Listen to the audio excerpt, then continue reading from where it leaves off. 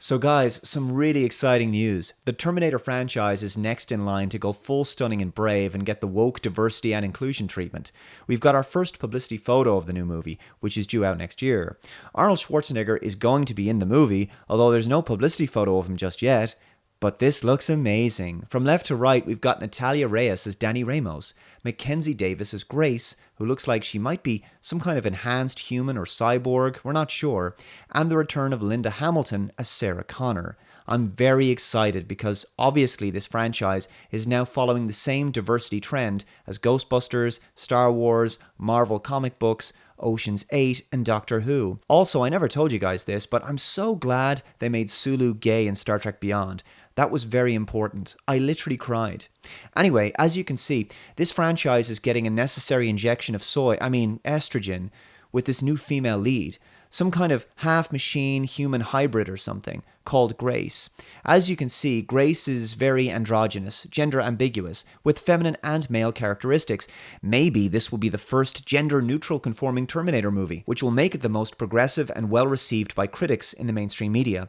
Obviously, the quality of the film is irrelevant. The story is of secondary concern to the unrelenting CGI and liberal political messaging. After all, Hollywood movies should contain diversity and inclusivity first and foremost. If the film is not successful in the box office, that will have nothing to do with the film being bad. It will have to do with the audience being sexist or racist. As Forbes pointed out when they said how toxic Star Wars fans are hurting Star Wars, and then The Last Jedi director Rian Johnson blamed fans for the failure of the film. Similarly, critics made it clear what the real reason for the commercial failure of the all-female Ghostbusters movie was, because the people who didn't like it were sexist. It's so important that Hollywood films challenge dangerous gender stereotypes by masculinizing female characters and turning them all into badass tough chicks who don't need no man. So if the new Terminator film turns out to be a failure at the box office, it'll probably be as a result of insecure misogynistic men refusing to pay money to go to the cinema and see it.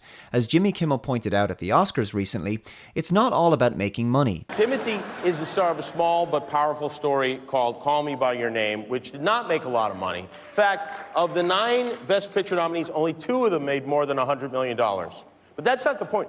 We don't make films like Call Me By Your Name for money. We make them to upset Mike Pence. Exactly. Left-leaning politics should come first in Hollywood films because creativity, entertainment, innovative storytelling, and commercial viability are very much secondary concerns.